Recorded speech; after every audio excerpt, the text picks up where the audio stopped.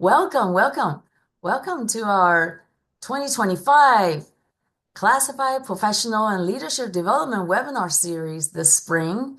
Before we start, I wanted to tell you that we have closed caption options for you. If you prefer to use that, it is available and accessible for you. I am Dingjo Curry, Director of LIFT, which stands for Leadership Institute for Tomorrow, here at Cal State Fullerton. Our programs are all designed for community colleges because I am a community college person through and through. All my careers have been in the community colleges. So welcome, all of you. We offer a variety of programs from LIFT, from webinars such as this one to institutes.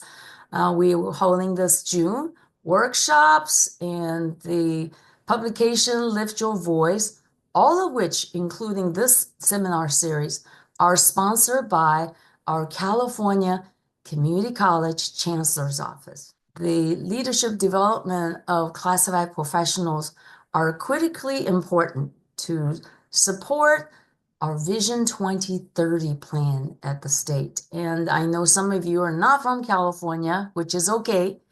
When we nurture leaders, we help everyone. That's the idea. That when we nurture and rise everyone as leaders, we help everyone in the entire system to rise and to thrive.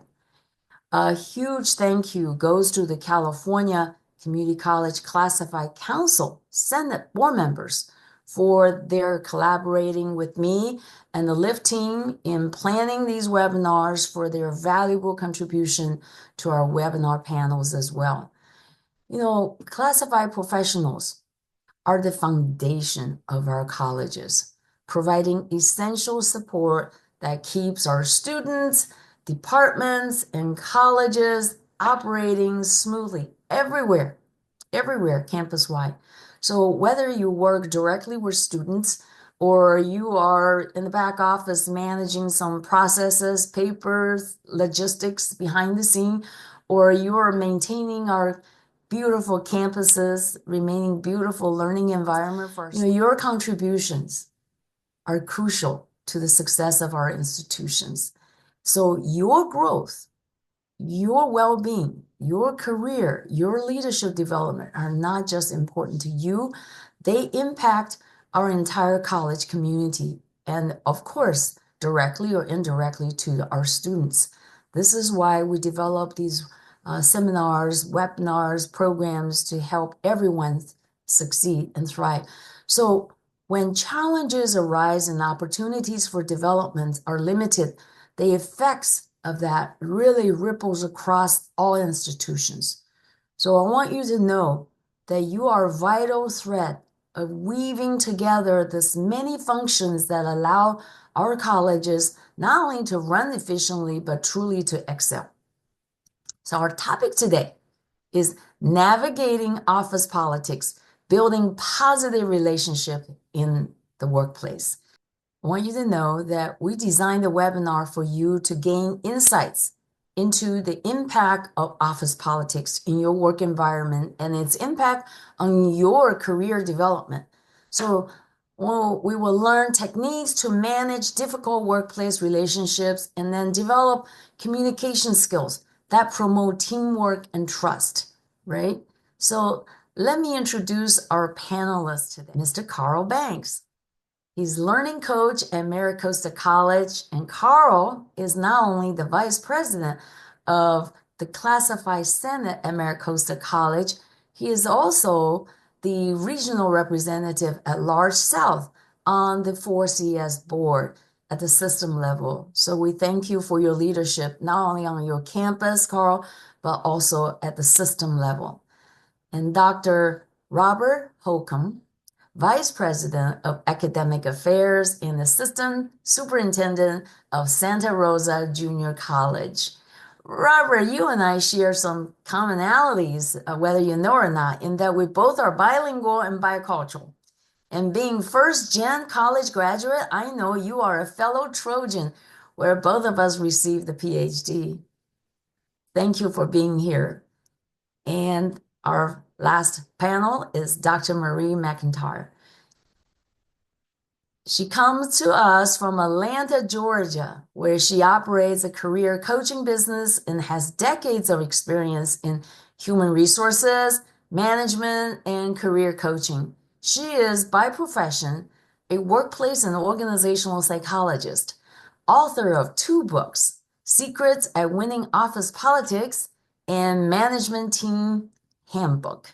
So those of you, as we advertised, if you were the first 50 that registered for this webinar today and you are here, you will receive a free ebook of Secrets of Winning Office Politics that will be sent to you. So as you can see, this is a super panel for us to learn from. So please take out your notebook, take good notes, and you can reflect on the later or topic that you want to learn more. That we want you to reflect and learn and take notes and as you uncover new insights on this topic. At the end of the webinar, I may ask you to share one thing you learned or one action that you would take, okay? So let's check out office politics. We're going to learn about insights. Let's first tackle this, learning insights into the impact of office politics on career development. I'll go with you first, Robert. From your own career experiences, how has office politics impacted your own career? Thank you so much, Dr. Curry. What a privilege to be here with everyone today, with these other esteemed guests, and it's really a privilege. To answer your question, I think that wherever there are groups of people interacting with one another, at some level, you will find politics. However, where I've been able to find success in navigating office politics is where I've been able to establish office partnerships. And what I mean by that is that if you can be considerate toward others and helpful to others and know how to ask for help when you need it, you'll kind of establish patterns of healthy interactions. And when you have that with broad groups of people, you're kind of too busy getting things done and having, positive experiences to get caught up in politics. You almost start to rise above the politics. Of course, that doesn't always work perfectly. Sometimes you try to engage nicely and others don't reciprocate. But I will just start by saying that focusing on having healthy interactions has really helped me in my career. Uh, then the other thing that's been helpful to me in my career to navigate office politics, and this is kind of a more challenging one, is to try to find common ground with people who see things differently than how I see them. So, for example, in my career, I've had the privilege to be involved in educational initiatives that have ideological and political elements to them. Things like ethnic studies, HSI grants, for Hispanic serving initiatives, Rising Scholars initiatives for incarcerated students. And I love that work. I do not apologize for it. However, if I'm in a situation where there are colleagues that don't support, let's say, a funding request or a planned event for some of these programs, um, those people don't automatically become my enemy. I can separate the issue from the person, and I try to listen to their point of view. And even if we don't agree on that particular issue, I still expect that there will be other instances where we probably will agree and be able to again be in partnership. So it's really those two things for me. It's having healthy relationships and finding common ground. Those are two ways that I've found success in navigating office politics. Thank you. Thank you. You obviously have done really well with it. Look at where you are today. Work in progress. We all are. Carl, as a classified professional, how do you see office politics that impacted the classified professionals in general? Your observations. Yeah, I would say that office politics, as a classified professional, it has a huge impact on us because it surrounds us in everything we do in our roles, and it just simply can't be avoided. In many cases, as classified professionals, we're highly competent at our jobs, which is an amazing first step in career development. But I'm feeling like it's not enough. We also need to understand office politics and how it plays out in our departments, our divisions, campuses, and statewide. We can no longer say if I do my job at a high level, they'll notice me and I'll advance. We need to be seen in and out of the context of our jobs to aid in our advancement. We need to participate in collegial governance, hiring committees, union participation. And it's all about, as Robert had stated earlier, it's creating, maintaining partnerships, relationships. Example for me, I came in to our institution with a charge to help to create a STEM center. And I was new to the institution. And what I did is, the first thing I did is I met the people in facilities. I met the custodians. I met the IT people and began to form relationships with them, started working with them. I then went on to the admins and meeting admins and creating relationships with admins, working with them, and then with the administrators. And long story short, we were able, a faculty member and a couple of us were able to get up a STEM center from the time in July when we received our funding, and we were up and running in late August when classes started. But it was all about just creating the relationships, and the relationships that I maintain to this day. It is something that you can't get away from. We work with people, so that's involved. Marie, I'm going to turn to you. In your book, Secrets to Winning Office Politics, you discuss how office politics can impact career success, depending on how you manage that. What are some common traps that people fall into that impact their professional growth in office politics? Well, there certainly are a lot of traps. But before I get to the traps in particular, let me just be real clear on what I mean by office politics. And this will echo some of what Robert and Carl said as well. Because when people use the term office politics, like they say things like, I just want to work someplace where there's not a lot of politics, they're usually talking about gossiping and backstabbing and manipulating and the nasty side of office politics, which is certainly there. And one of the things you have to be aware of with politics is like, where are your adversaries, if you have any? Hopefully you don't. So there can be a negative side, but to me, the useful part of looking at politics is to see what you can do, as you guys have been talking about, to use positive politics to accomplish what you're trying to accomplish. So my personal definition of office politics is simply this: it's managing your relationships at work in a way that helps you achieve your goals. And your goals could be the goals of your job, what you're there to do. They can also be your personal career goals. Then there's a little corollary to that, which is my golden rule of office politics is anything you do is okay, as long as you're not advancing your own interests by either hurting the business or hurting other people. And if you stick with that golden rule and you pay attention to the relationships and a couple other things we're going to talk about in a second, then often you'll do pretty well. So in terms of the pitfalls, though, or the traps, I often talk about career success as having 3 R's, and that's results, relationships, and reputation. And I actually think you guys have sort of mentioned those in a way already. Each of those can have some potential pitfalls. So if we just kind of take those one at a time. First R is results. Well, obviously you're there to produce certain results, and producing those results will help you get ahead and excelling at those results. One of the pitfalls is if the results that you are focusing on are not in line with the results of the people above you. And so people need to be really clear if they're looking at the results they're producing as to whether those are in line with the folks who have some control, excuse me, or effect over your career. But actually, I'd say the most common pitfall I run into related to results is thinking that's all there is.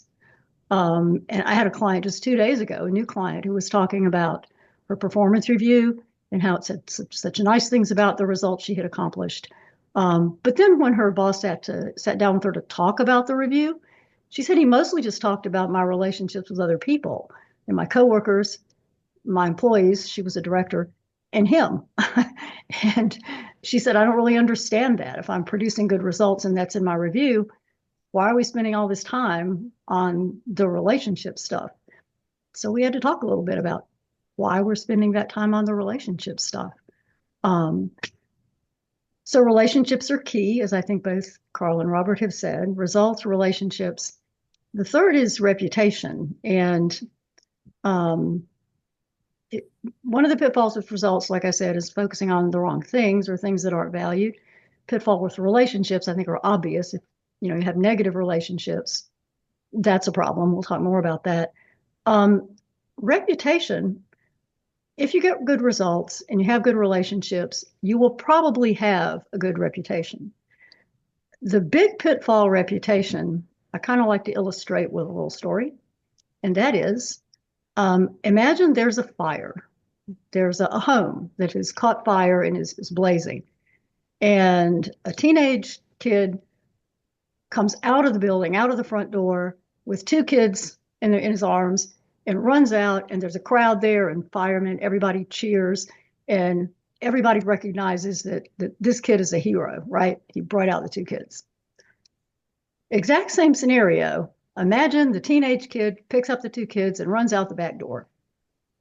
Nobody sees him, puts down the kids, no cheers, no article on the news. Nobody really knows.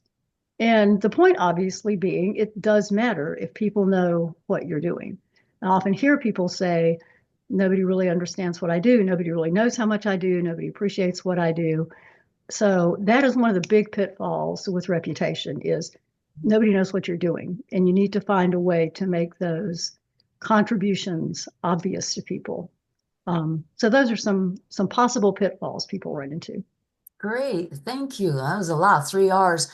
And this is actually a great lead-in for me to ask Robert in this next question. That is that nobody's noticed what you do. I'm sure you do. So I want you to tell our participants here, Robert, that have you witnessed some classified professional how well they have navigated office politics, right? And what we talked about in terms of the context of office politics effectively, that they have grown in their career, that's helped them. Can you share a couple of examples that you do notice what they have done? Yes, absolutely. So I can think of a particular former colleague who was in an environment where his supervisor was sort of near retirement and was maybe coasting along a little bit and leaning on the classified support staff maybe a little more than he should have been. And that caused some resentment because it meant more work for everyone else.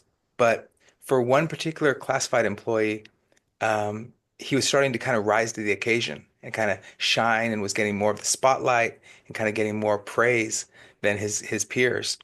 And so people started to think that once the supervisor retired, he was kind of preparing that specific employee to take on his position and that it was kind of a done deal. And that caused certain optics and some potential office politics. And so I thought the way that classified employee handled the situation was very smart because whenever he was given recognition for the good work he was doing, he would always make sure to give credit to the entire team. And in fact, on a particular occasion, I heard someone say in front of others, "Oh, you'd be great for the supervisor role when the supervisor retires." And the response was really smart as well. He said, "Oh, thanks. Actually, I think you'd be good in that role too." And so I think that what he was able to do was mitigate the office politics just by respecting and uplifting the people around him and valuing everybody's contributions. Now, the interesting thing in this story is that he never ended up in that specific supervisor's role. Um, the supervisor retired, someone else from another area moved into that role, but he did continue to move on into other leadership positions, even better ones, and he continues to grow in his career to this day. And again, I think it's because of being able to mitigate the negative aspects of office politics by uh, creating opportunities for office partnerships and office goodwill. So, I really like the way that you frame it as office partnerships. mhm. Thank you. Marie, Marie, I want to ask you now, how does one leverage positive office partnership politics to advance their career without feeling like they're being manipulative or being too vain? Yeah, I think it really shouldn't have anything to do with manipulation. If you are managing relationships in the right way, they're not going to be manipulative at all. To me, that's over on the negative side of office politics. But in terms of how you can leverage them, and leverage is a word I use a lot because one of the ways that you get, or the main way you actually accomplish your goals is through having leverage. There are a lot of different ways to get leverage. Results give you leverage, relationships give you leverage, reputation gives you leverage, and there's some other things you can add to that.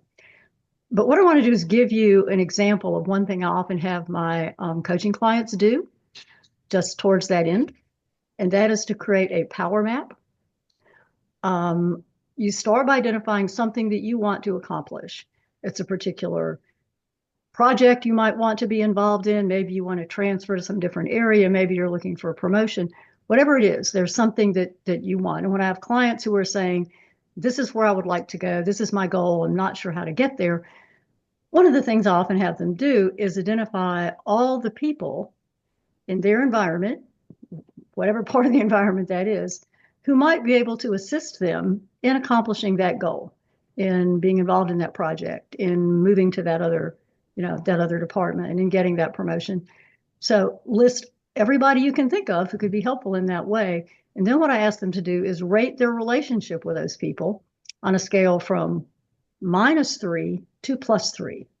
So -3, -2, -1, 0, which is important actually, +1, +2, +3. Rate each person's relationship with you, and then take a look at what that tells you about what you may need to do to increase your odds of accomplishing that particular goal.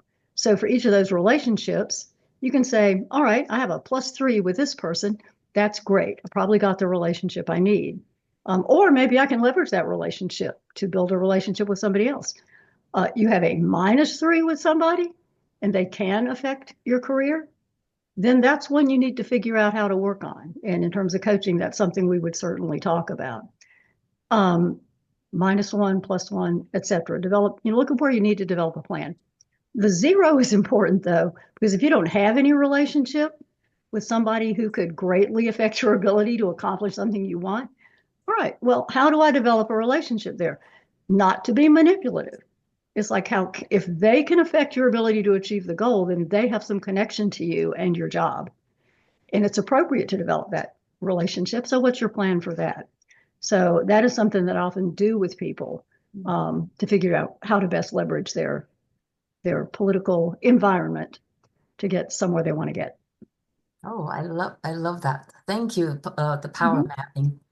Okay, we're going to move to some specific techniques to how we manage, but not manage easy workplaces, but managing difficult work relationships, right? The ones we have trouble spots. I'm going to turn to you, Carl.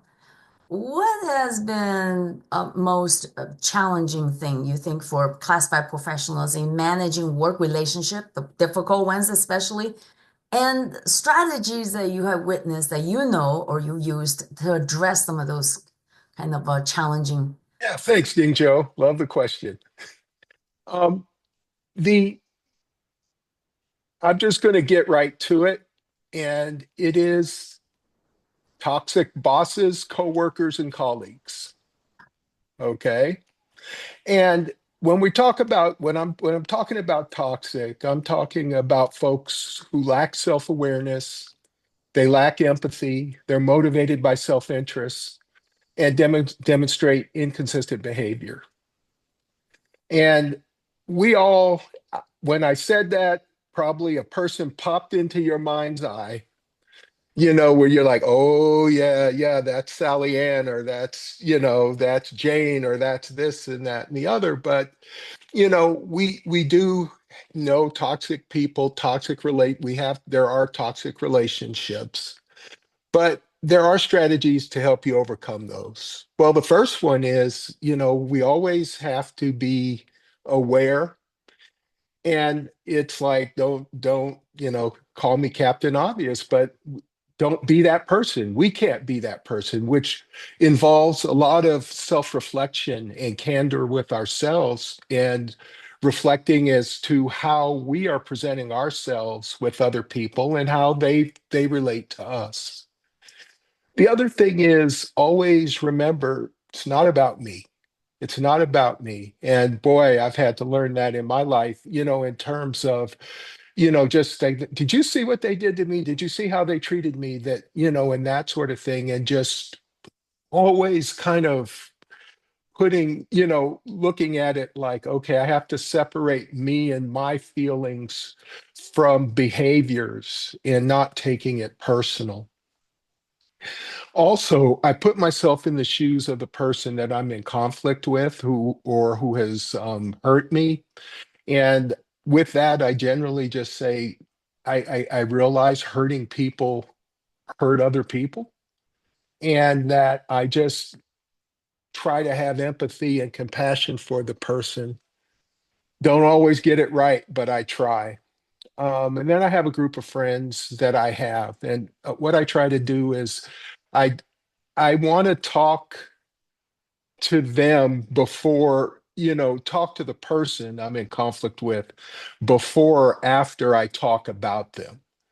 And, I may be heard, I may be speaking, and then I'm talking about them, which then we get into what we talked about earlier is that gossip and that sort of thing. So what I implore my friends to do with me is if I'm venting, let me vent and then ask me, what are you going to do about it? When are you going to go talk to them? When are you going to, go and approach them to try and make this right? Last one is not avoiding the pain of conflict. And what I mean by that is that, our lives are a lot about just managing conflict, but sometimes it gets out of balance if we're just avoiding conflict. Sometimes we have to have conflicts if we're going to move forward. One of the ways and the disarming ways that I use is I lead with the phrase, please help me to understand, rather than say, you always do this, or you always do that, or you hurt me, or you made me mad. It's like, can you help me to understand, why you ignored me, or why you popped off at me, or whatever. And I just believe that conflict, management done correctly can produce healing, restoration, and growth. Thank you, Carl. Mhm. I'm going to turn to Robert and Marie. This question is for both of you. What do you think are the most effective ways to handle conflicts that Carl just talked about? And we're going to go places that's not so pleasant, right? The challenging situations that in these difficult work relationships, and sometimes, as we just heard, toxic bosses, toxic colleagues, toxic office environment with coworkers, the bosses, while trying to be a professional and without getting hurt in all that crossfire. I'm happy to get us started with this. So I think I've identified 7 things I'd like to offer, but I'll be brief with them. The first one is I think it's important to know the formal channels for reporting complaints and filing grievances. To know, what the formal process is. Is that with the Office of Human Resources? Is that a direct communication to your supervisor? What role does your union play in that? So I think knowing the formal um, tools and kind of structures there are important. I think it's important to document incidents and address them in a timely way. So if you experience something and even in that moment you weren't able to respond to it, probably that day or by the next day, if you're going to respond, there's a timeliness to it. If you wait 2 or 3 weeks, it just makes it more difficult. Um, I think it's important to maintain healthy boundaries. I think a lot of conversations should be mostly focused on work, not overly personal topics. And I know sometimes that gets blurred when we have friendships in the workplace, but just always be mindful of that. I caution against venting to coworkers or even holding an audience to venting. So if you're upset about something that somebody else has done, you either address it with that person or address it with your supervising administrator. But when you vent to other people, that's sometimes can add to the toxic environment. I think it's important to find good mentors if possible. That can be within the organization or outside of the organization. And I also see a lot of value in being a mentor, when possible to others. I'm currently in a mentoring dynamic with people who are mentoring me and others who I'm mentoring. And in both instances, I'm being reflective and I'm sharpening my tool set and I'm learning and growing. And the last point that I'd offer is sometimes if you've experienced something and it's unsettling, but you can't quite define, what it is that doesn't sit right with you, I would advise you to maybe go back to the mission, vision, values of your organization. So if it says respectful working environment and you experience something that wasn't a respectful working environment, or if it says inclusive, and you experience something where someone was excluded, I think sometimes that's a good place to go for a barometer of to kind of process things that you're experiencing. So hopefully those strategies have been helpful, and I loved hearing from Carl, and I'll be eager to hear from Marie as well. Just a couple things. Again, I think one thing just to keep in mind in general is we said you get things done through leverage, and part of leverage is relationships. And so the more positive relationships you have at work, the more leverage you have. You don't know, when just in a practical standpoint, when someone you have a good relationship with may be able to help you in some way. But even apart from that, if you're known as somebody who's easy to work with, who's pleasant to be around, I mean, that in itself, really helps you a lot. So the more positive relationships, the more leverage. That's real easy with the easy people. It's not as easy with some of these people Carl was talking about. And we all run into them.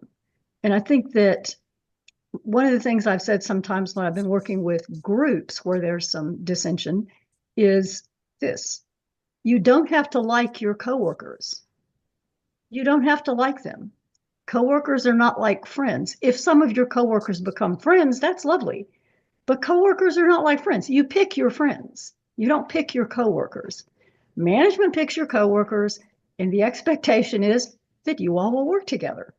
So with coworkers, you don't have to like them, but you have to, as much as possible, and these are always my 3 words in those situations: be pleasant, helpful, and cooperative. Whether you like somebody or not, even with the more difficult people. And if you're into situations where you can't work things out because people are going to disagree, obviously, then know where to go. And I think Robert sort of touched on this: know where to go for some help in resolving those issues.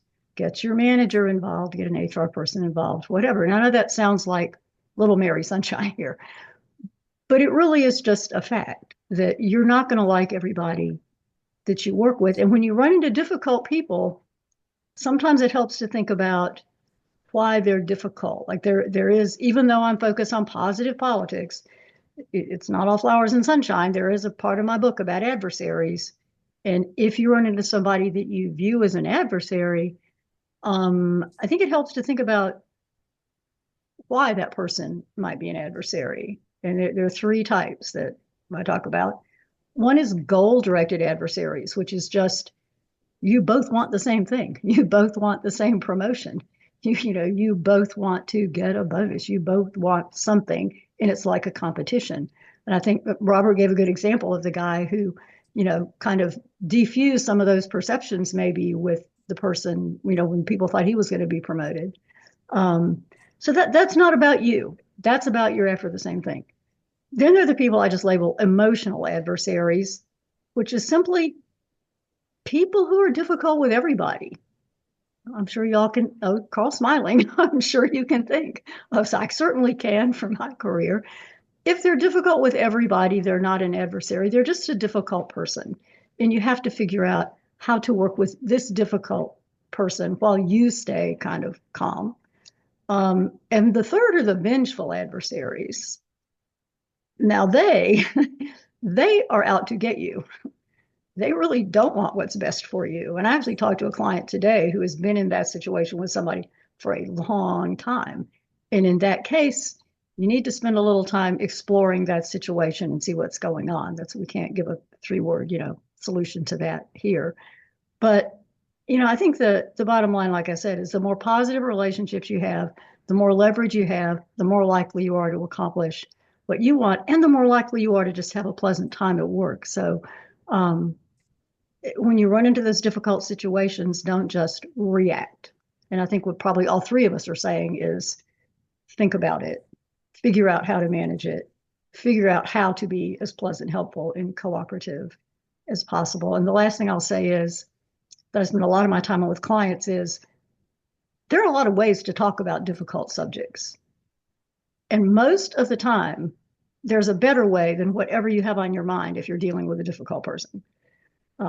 So learn some strategies for talking about difficult subjects in a way that I think Carl touched on doesn't trigger anything. So those are, I guess you've had a lot of thoughts about that from the three of us. Thank you, Marie. I want to stay on you a little bit because in my career early days, when things not going so well happen, and I've heard this phrase said to me a lot. Didn't you read the room? Didn't you read the room? Read the room. You don't know. And I was clueless. So in your book, you talk about reading the room in the office politics. Can you give us some concrete ways, not just, read the room, but also read the office, read the dynamics of what's going on in my organization? Yeah, that's a really good question. And that is something I also wind up talking with clients about a lot because sometimes people have a bit of tunnel vision and they see what's going on right in front of them in their job. And they don't kind of take a broader view of, okay, what's going on out here in the atmosphere around me that may affect what I do. There's this saying you probably heard that's, we don't know who discovered water, but we're pretty sure it wasn't a fish. If you're viewing this like a fish in water, you're just really not seeing what's around you. So looking like read the room, I think mentioned is literally read the room. You go into a meeting and see how things feel, pick things up. But I guess your question is about beyond that, beyond your job or your activities. See, I think there are a couple of things to think about there. One is reading the room within your work group, within your office or department. What are the relationships like there? Who gets along? Who doesn't get along? Who manages up well? Who doesn't? Who's well regarded? Who isn't? Who can be helpful in accomplishing things? I mean, where do you know if you talk to this person, it's going to get back to that person? Who keeps things quiet? All those kinds of things about just interpersonal dynamics in your own office or department area. But then the one I find people often really don't look at enough is what's going on outside your immediate work group or work function in terms of what's going on with higher management. What can you observe or have you heard about relationships among the people in higher management? If you got two executives who don't get along, good thing to know, because you may have a little difficulty if you have to work with somebody on that other department who doesn't get along with your boss or whatever. Look at read the world. I mean, I know you guys work in a political system, in both senses of the word, political, and what's going on there. I mean, it's really looking at just a broader world sort of around you. But then the one that often my clients really don't pay quite enough attention to is just when something changes. Frequently talk to clients who are working in, and I work with people in a wide variety of kinds of organizations, whether it's business, government, nonprofit, academic, lots of different kinds of organizations. Very often I'll be talking to somebody about something that's happened in their job. A new client, don't know their situation. I start asking questions and I discover that they have a new president. They have a new CEO. They have a new executive VP in their department. There's been a reorganization. Various things have happened, but they don't seem to connect that to what's happening to them. And I'd say just an important part of reading the bigger room is being aware of the changes, being organizationally astute about what that means. Had somebody a few years ago who said, I'd got a performance review. She was a supervisor. Everybody in my group got lower performance reviews this year. Our performance is just as good as it was. I have the same boss. I don't understand why all our ratings were lower. I'm really kind of puzzled by that. Well, turned out what had happened was the company she worked for had gotten a new CEO who brought in a new HR vice president who put in a new performance review system with a different rating system, and it changed. Now, management was stupid. They didn't communicate all this to people, but she just hadn't looked beyond, where she was. So you can always assume if something changes up here, things are going to change down here.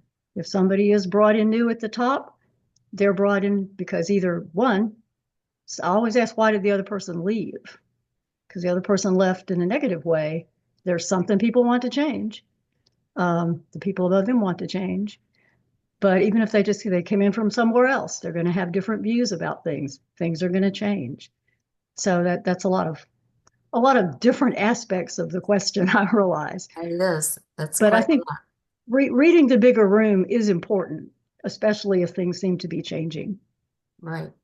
That's why it's just like, hey, the climate change is raining now. You got to put on the Mhm. raincoat when you go out, right? Mm-hmm. So it's adjusting to what your environmental climate is going on. And learning about what's going on, finding out. Don't just focus on your own little area. Right. Thank you, Marie. I Mhm. wanted to go into, I'm looking at our time. We're going to go to a final section, which is developing some concrete skills, and this is communication skills, right? We believe that everyone can be a leader, not just leadership needs communication skill. Everyone's communication skills is important. And communication skills that we want to focus on is the ones that promote positive relationship, positive teamwork, and trust. Because if you are a trustworthy person, that is something you can really leverage in managing relationships. So I'm going to turn to you, Carl. What have you found to be the most challenging for classified professionals when it comes to communication skills? And what effective communication skills have you witnessed or you used yourself? Sure. Um, the biggest one I've seen is and heard from colleagues is the feeling like my voice doesn't matter based on my position as a classified professional. Well, I'm a custodian. I work in facilities. I'm an accountant. I'm not student facing. And I see all this stuff going on, and I just don't feel a part of it, and I don't, so why bother? And what I say to them is everyone who works in this institution is serving students. And so it's really a way to talk to people and have them understand the bigger picture of the role they serve, and that they are a part. If you aren't the professor in the classroom delivering, but you're making sure that everything is available to be, for that professor to do their job. And everyone plays a vital role in the system. I'm on a hiring committee right now. And, just in our system, the pains that we take to hire the right people is a testament to all of us that are here and on this call, that we play a valuable role in this system. All the money it takes to hire every position at this school means that we are valuable and that our voice is needed. I'll tell you a funny story, and we'll have a laugh about it. But when I first came on, I meet the executives. I go up and I just introduce myself and let them know who I am, no matter what my role. I'm in a role, this is a retirement role for me. And I found my purpose serving students. But I have spent time as an executive, and so I don't feel intimidated walking right up to the president of the college, or the vice presidents, introducing myself and talking to them and getting to know them, and actually creating those relationships. But when the president of our school, I first met her, and she was kind of looking at me like, "Who are you?" And and it was, and I was like, "Okay, well, you don't know me now, but you will." And then it turned into me becoming classified Senate president and working with her through COVID, through remote work, through the George Floyd incident, and working with her in all those various different areas, not just in the interest of classified professionals, but in the interest of students. And when working with people and you're looking at administrators and trying to form relationships with administrators, they smell phoniness away, right away. They can see it. But what you want to do is you want to approach them with what value you add and what you give to them, and let them know how you are a part and how you do fit into the overall scheme of things.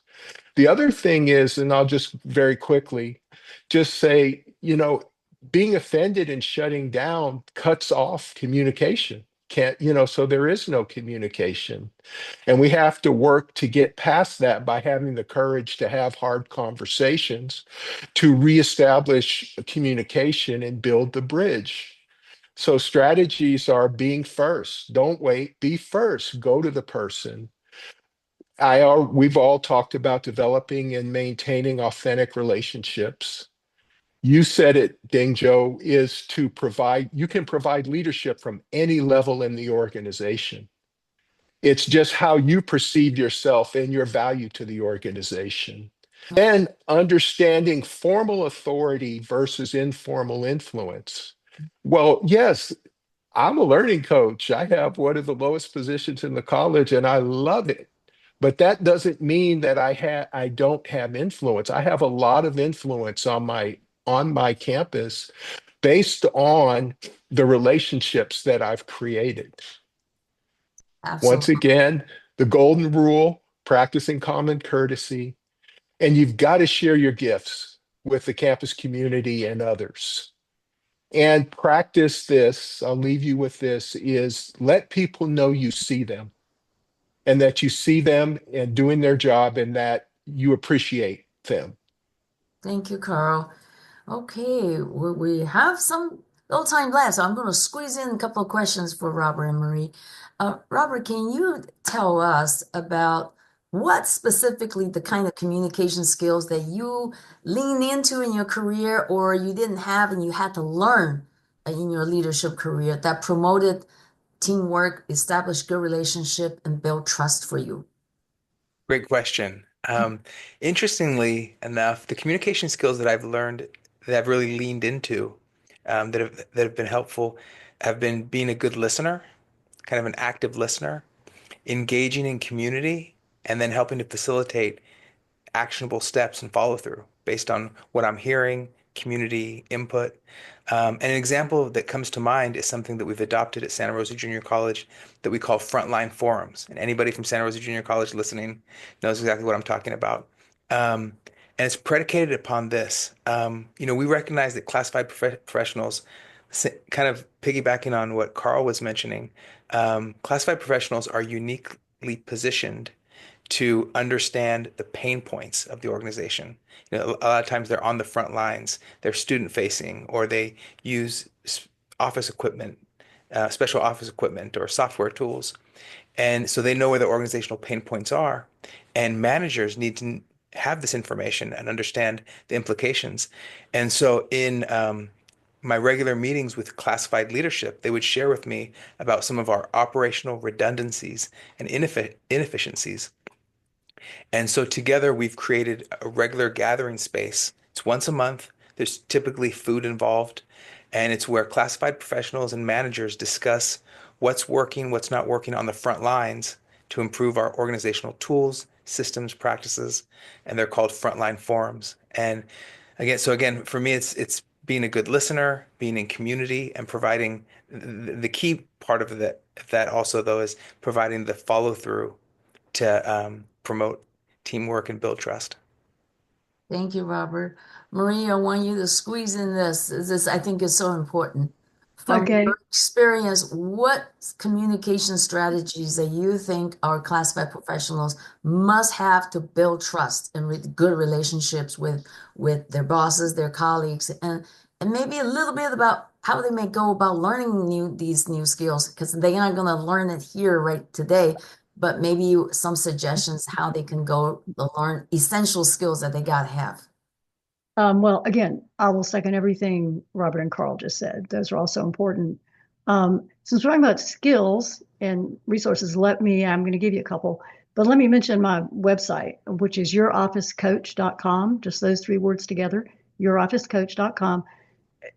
We're not trying to sell you anything. It's a free website, but there's a lot of information there. That website was designed to be like a free library of information about dealing with a lot of workplace issues. So there's a lot of very specific skill info there. You can also send in questions to me if you want to do that there. There's a place for that. So in terms of some specific skills, I think one that I think maybe Robert mentioned early on, and this was one of the most important, I think, is learning to understand other points of view than your own. We all kind of go around the world in a little box made up of our way of viewing things. And you need to be able, if you're going to be effective at work, to shift your focus to what does it look like if I'm a manager to the employees who work for me. It amazes me how I've done a lot of leadership training. It amazes me how often people who were employees for years totally forget what that's like because they become a manager. Now I'm a manager. If you are an employee, what does the world look like to your manager? If you're looking at the president of the college, what does the world look like to the president of the college? Put yourself in other people's shoes and see it, particularly if you have difficult conversations to have. What does it look like over there? So that would be one. Two, I say this a lot because I often talk to people who are upset about something. When you're feeling, this is a rule I have for me, for sure. When you're feeling emotional about anything, and the two most bothersome emotions at work are usually anger, the worst, and anxiety. But if you're feeling emotional about something, whatever you want to do right then, don't do it. Just don't do it, because it's probably not going to be helpful.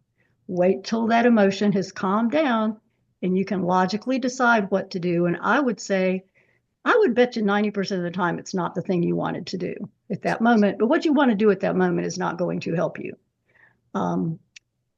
Managing up, pretty common term. Organizations or power hierarchies, like it or not, the people above you affect your life a great deal. So learn strategies for managing up. If you want some specifics, go to the website. There's a whole section on how to manage your boss.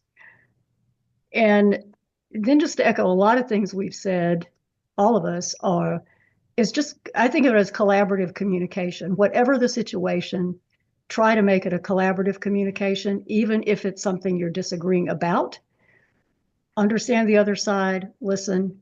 There's a whole host of books and resources on discussing difficult issues, collaborative communication, etc. Consider when you're talking to people, part of that is consider when you're talking to people, working with people, what are your goals exactly? And especially if you're one of those emotional moments, we forget to look at what our goals are and how important is that relationship with that person to our achieving our goals. So keep those things in mind. Lastly, I'm going to give you 3 specific words that I think are relevant here. One, clients are often saying to me, well, I just have to be honest about this. No, you don't. You have to not be dishonest at work. Mm. You do not have to be honest, because what people usually mean by that is telling people whatever they're thinking and feeling at the moment. Don't do that. Be strategic. Be straightforward, be a lot of things, but you don't have to be honest. 2, and this is really helpful. This is very semantic, but it really works, and I use it all the time. If you're talking to somebody about something difficult or contentious, use the word you as seldom as possible. There are many ways to bring up difficult issues and talk about them without saying, you did this, you did that. My very simple example I use in like workshops and webinars is, let's say I go get my hair cut. It's cut shorter than I like. I go back the next time, I can say, you cut my hair too short last time. Or I can say, I think I'd like to leave my hair a little longer this time. Difference is pretty clear, applies all the time.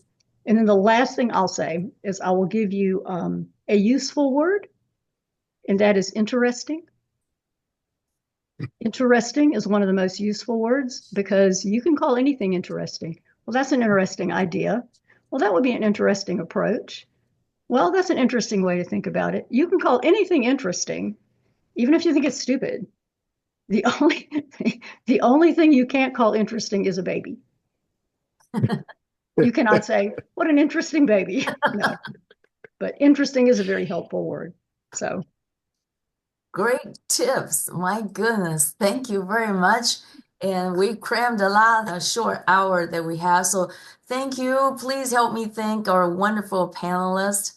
And our time is really up. So all I would do is invite you to our future webinar. But before you go, please, a short hour that we have. So thank you. Please help me thank our wonderful panelists. And our time is we really count on you giving us feedback. We really, really need you to fill out the survey to tell us how we're doing, what topics you might be interested, how we can improve to help you more.